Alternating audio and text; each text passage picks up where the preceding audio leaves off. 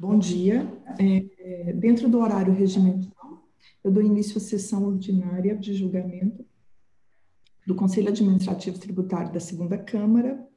Dou boas-vindas aos colegas conselheiros, a representante fazendária, a doutora Adriane, a nossa secretária, Anne, e convido o conselheiro, pelo número 1 da pauta, é a impugnação em segunda instância 108220, sujeito passivo Simone Pereira da Rocha Silva. Eu convido o conselheiro José Eduardo Firmino a proceder o seu relatório quando estiver pronto. Obrigada. Bom dia, senhora coordenadora. Bom dia, demais conselheiros, da doutora Adriana, da representação. Bom dia a todos que nos estão assistindo. Esse caso aqui, consta que o sujeito passivo adquiriu mercadorias no ano de 2015 como pessoa física no valor comercial de R$ 184.660,82, em volume que caracteriza intuito comercial, portanto, incompatível com a necessidade de uso e consumo. Valor esse já acrescido do respectivo IVA de 50%, sendo este a base de cálculo para apuração do crédito tributário, devendo recolher o ICMS e demais combinações. O dispositivo aqui infringido, que consta no auto, o artigo 12G19.8, combinado 44, 152 da 11.651 e demais artigos aqui do regimento. A penalidade é do 71.7G, parágrafo 9º, com a aplicação do parágrafo 9º. Então, ela teve essa acusação dessa aquisição dessas mercadorias em valores elevados, né? E ela foi notificada, apresentou a sua impugnação aqui na segunda instância, onde ela alega que ela tem uma vida muito simples, humilde, o recebimento dela mensal, ela é uma cozinheira, muito abaixo desses valores aqui que estão sendo apontados para ela aqui. Ela fala que ela não reconhece essas aquisições. Conselheiro José Eduardo, me desculpa, questão de ordem. Nós estamos sem o conselheiro Simon, eu não consegui entrar em contato com ele, eu vou convidar o conselheiro Cláudio para substituí-lo, tá? Enquanto ele, eu peço ao conselheiro Cláudio. Aqui, o conselheiro Simon está aqui. Obrigada. Estou ouvindo, tá. Tá bom, então tá ótimo, então nós estamos bem. Estou fazendo um novo pedido aqui pelo notebook, aí tenta me aceitar, por favor. Tá? Obrigado. Obrigada, desculpa, conselheiro Eduardo. Não, tranquilo. Aí ela não reconhece essas aquisições que estão sendo apontadas aqui no auto, que ela fala que, de alguma forma, o nome, o CPF dela foi usado para essas negociações aqui. Ela junta até cópia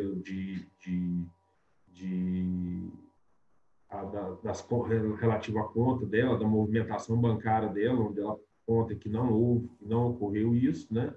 Então, basicamente, ela nega a participação dela nessas aquisições. Fala que foi algum tipo de fraude perpetrado por terceiros. Então, este é o relatório, senhora coordenadora. Obrigada, conselheiro José Eduardo. Eu passo a palavra para a doutora Adriane, para a sua manifestação. Bom dia, conselheiras. Bom dia, conselheiros. Bom dia, Chauane.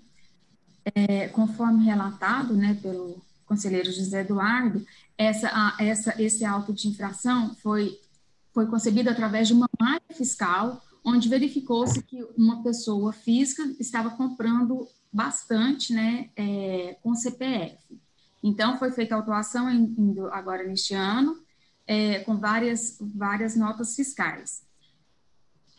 O sujeito passivo alega que não comprou essa mercadoria e, para corroborar o que ele alega, ela faz um boletim de ocorrência, né, falando que utilizaram o CPF dela. Ela fala que trabalha em uma empresa auxiliar de cozinha, traz até uma carteira de trabalho assinada, né, mostra que o seu esposo também trabalha com carteira assinada e não tem valor suficiente para fazer as compras que fizeram, né? E ainda foi feita uma resolução enviando esses processos em revisão.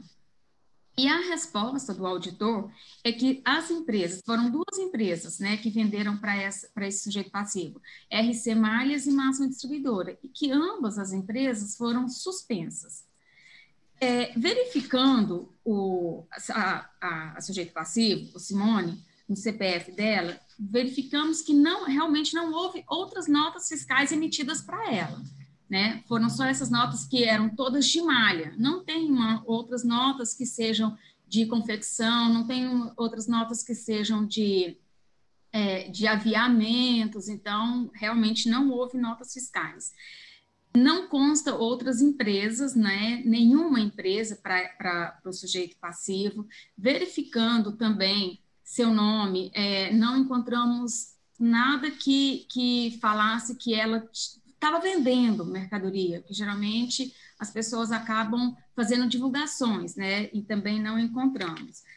O comprovante de endereço que ela traz alega que o endereço que ela mora é diferente do endereço que estava constando na nota fiscal. E a diligência, a gente entende que não ficou bem solucionado. Às vezes, poderia verificar com ela colocar a cópia dos seus...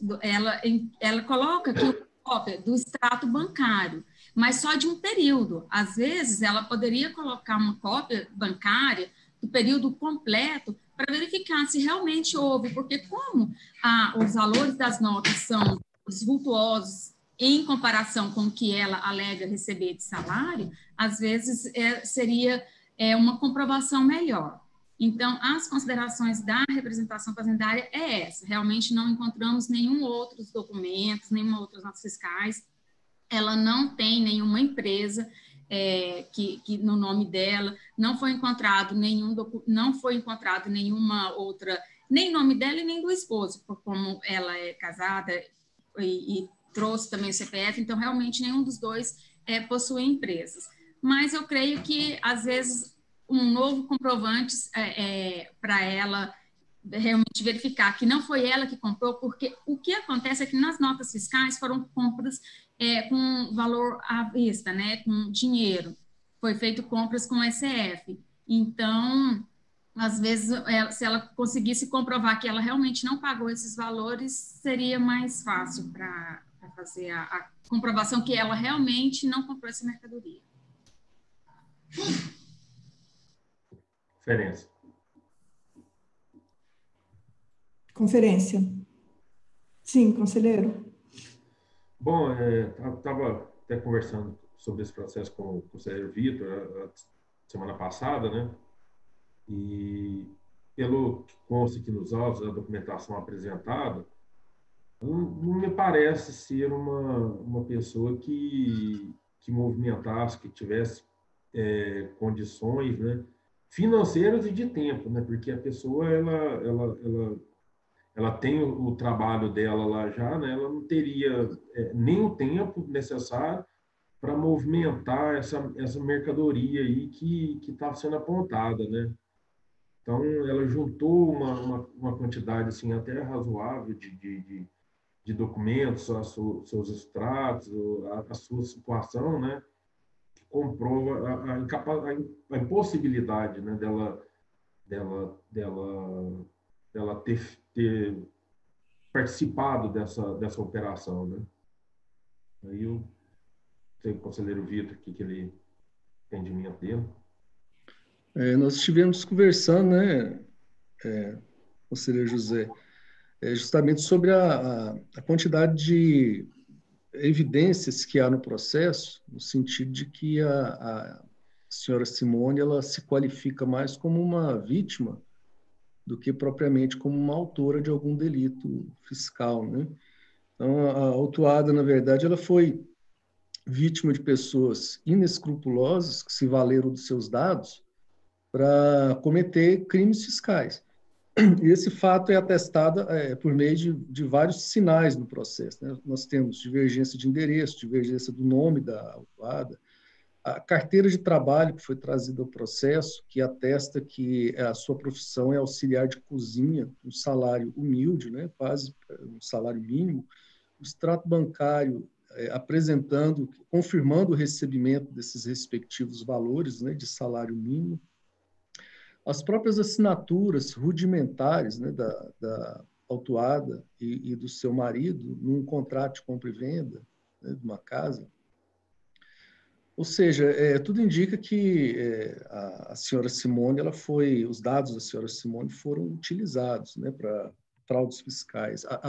As duas empresas supostas vendedoras para a senhora Simone estão suspensas por desaparecimento do endereço declarado, que também já evidencia uma má intenção dessas empresas em relação ao fisco, né? É importante também a gente sempre ponderar que o próprio processo já é em si um sofrimento para as pessoas, ou seja, a delonga de um processo acusatório, no caso um processo fiscal, né, já é em si motivo de sofrimento. Então, é o típico processo, no meu entender, senhores conselheiros, que se está penalizando duplamente a senhora Simone, né? Nesse caso, ela não é autora, ela é vítima. E foram essas, né, doutor José, as ponderações que nós fizemos quando nós estudamos esse processo. Isso. Condições? Condições. Bom, então eu passo a nossa acolhimento dos votos, passo a palavra ao conselheiro José Eduardo para proferir o seu voto. Bom, senhora coordenadora, por tudo que consta aqui nos autos, toda a documentação que foi apresentada, tanto pelo fisco como pela Fazenda Pública,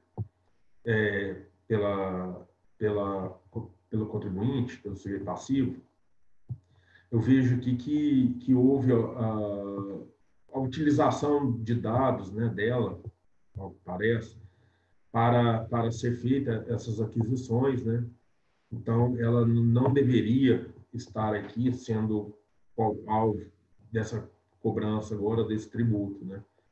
Então, ela conseguiu demonstrar de forma razoável a sua não participação desses negócios aqui apresentados, né? Então, com base nisso, eu conheço da impugnação apresentada pelo sujeito passivo, dou-lhe provimento para considerar improcedente o auto de infração em relação a contribuinte aqui apresentado.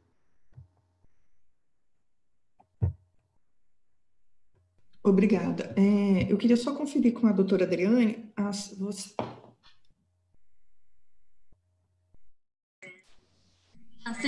sem áudio. Pronto. Deu certo.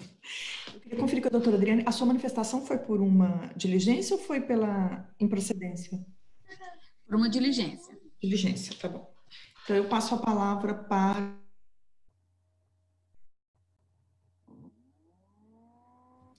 Me desculpem. Eu passo a palavra para o conselheiro Vitor, revisor. Nós estamos tratando também da diligência, né? Tem um pedido formal, é isso mesmo, senhora coordenadora? Eu tenho um pedido, não tem pedido, né? Porque foi feita uma diligência, é só a manifestação dela, Vitor. Acho que não está em... Como o relator não procedeu esse pedido, e não há esse pedido nos autos, né? Então, você pode arguir, né? Não, só o pedido que a doutora Adriane fez agora, oralmente, né? Uma diligência. Doutor Vitor, eu só coloquei assim, que às vezes, para facilitar para vocês, né, se vocês entendessem pertinente, porque eu entendi que a resolução anterior não foi bem explicada, foi só nesse sentido. Coordenadora, já para passar para o conselheiro revisor sobre em relação à diligência pedida, né? Foi feita já uma diligência na busca das empresas, né, que forneceram o material, ela não foi muito frutífera, né?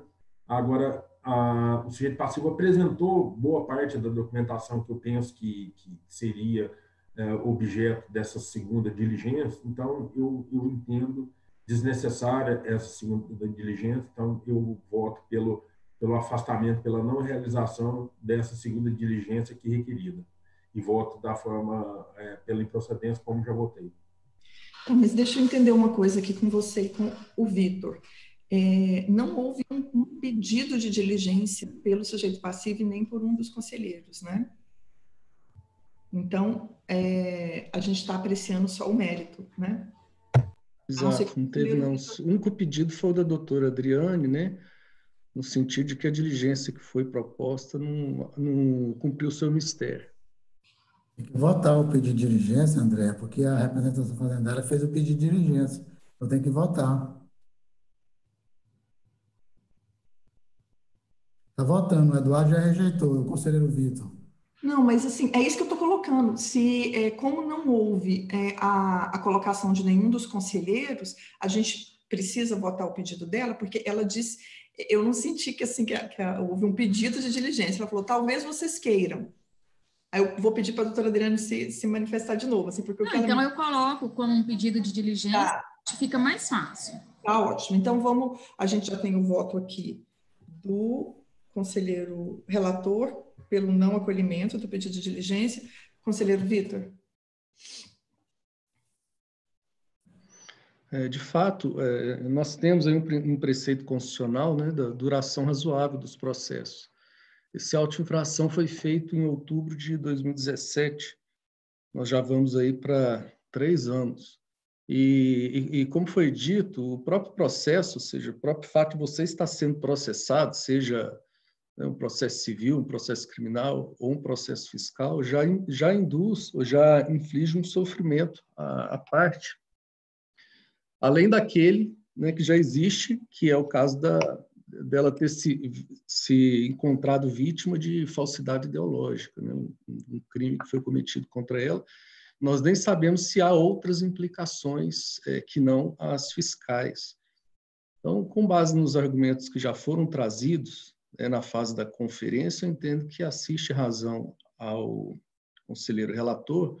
O caso da diligência já está afirmado no processo, pelo diligenciador, autoridade fiscal diligenciadora, que as 2 empresas estão desaparecidas do endereço declarado, ou seja, são empresas que realmente foram criadas para fraudar o fisco, a práticas infracionais, né? Em um determinado momento, os sócios ou supostos sócios, eles se apropriam do patrimônio da empresa e simplesmente desaparecem. A questão também afeta ao direito criminal, né? Mas não em relação à senhora Simone, que nós vislumbramos no processo, mas propriamente como vítima. Então, eu acompanho o conselheiro relator. Obrigada, conselheiro Vitor. Conselheiro Simon.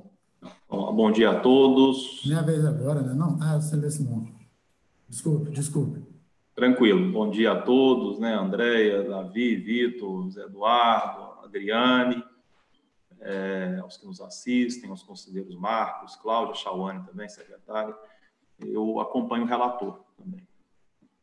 Obrigada. Conselheiro Davi. Bem, senhoras e senhores, nesse caso, a gente verifica que o sujeito passivo reagiu energicamente à acusação fiscal. Fez uma ocorrência policial, denunciou as empresas por falsidade ideológica, por fraude, juntou comprovante de rendimentos que não são compatíveis com a aquisição dessa quantidade de mercadorias. Então, a parte passiva fez toda a prova que tinha que ser feita. Não há nada que se exigir do sujeito passivo nesse processo. Agora, os fiscais, eu entendo que eles poderiam, constatando a suspensão da empresa, procurar os sócios administradores da empresa, os donos da empresa, para buscar explicações, que não foi feito. Então, não vejo motivo para diligência quando o sujeito passivo reage energicamente e faz prova suficiente de que não adquiriu as mercadorias. Competia à Fazenda Pública fazer a prova. A Fazenda não fez, atrás dos contribuintes que emitiram as notas fiscais. Dessa forma, então, eu voto pela rejeição da diligência e pela improcedência do auto de infração com o conselheiro relator. Obrigada, conselheiro Davi. Bom, dada a apreciação dos votos, eu declaro que a impugnação em segunda instância 1082-20, Simone Pereira da Silva, foi recusado o pedido de diligência por unanimidade feito pela representação fazendária e o processo foi julgado improcedente também por unanimidade. Eu agradeço o conselheiro José Eduardo e peço a recomposição de mesa. Bom, o próximo processo também é do mesmo sujeito passivo, impugnação em segunda instância 1083-20, em que eu sou a relatora. Eu passo a coordenação para o conselheiro Simon. Só eu não consegui abrir o processo aqui, André, a relatoria é sua, né? Tá, então, autuada Simone, né? Então, passo, chama a julgamento, eu estou sem o número aqui do processo, André. Você já, eu não estou te ouvindo. 1083. Hã? Impugnação em segunda instância 1083. Então, chama a julgamento a impugnação em segunda instância, número 1083, a representação fazendária da doutora Adriane, relatoria da conselheira Andréia. Aqui eu passo a palavra para o relatório. Obrigada, coordenador. Bom, eu indago os demais se esse processo é exatamente igual ao anterior, né? Se vocês desejam que eu faça o relatório, a gente faça uma nova análise, mas na minha compreensão ele é exatamente igual. Eu posso pedir, o meu pedido é pela extensão de julgamento. Eu passo para vocês, para o coordenador. Sim, bom, já querem analisar? A doutora Adriane, né? Já passo para a doutora Adriane, então, para se manifestar a respeito. Doutor Simon, conforme a conselheira Andréia colocou, realmente a única diferença aqui é o período, né? O exercício que é de 2016, o resto é tal e qual o primeiro, então concordo com a extensão. Referência? Não? Então, a relatora Andréia já propôs a extensão, o conselheiro Davi? Pela extensão. Pela extensão. Conselheiro Marcos? Pela extensão. Conselheiro Victor? De acordo. De acordo. Bom, então, de forma unânime, fazendo a extensão em relação ao julgamento anterior, que se refere às mesmas imputações, aos mesmos fatos, mesma capitulação, diferindo apenas em relação à competência, né? Como já houve julgamento do processo anterior que se refere, então, a essas mesmas situações, decidiu-se de forma unânime pela extensão do julgamento, que implica em improcedência do auto de infração. Então, nesses termos, eu declaro encerrado esse julgamento e devolvo a coordenação à conselheira Andréia. Obrigada. Bom, dado a completude da pauta, nós analisamos os dois processos, né? Eu encerro a sessão de julgamento de hoje, agradeço a presença da doutora Adriane, representante fazendária, da nossa secretária Chauane e dos demais colegas conselheiros, né? Dando um bom dia, uma boa semana a todos vocês e aos que nos assistem. Obrigada, bom dia. Bom dia a todos. Bom dia. Bom dia.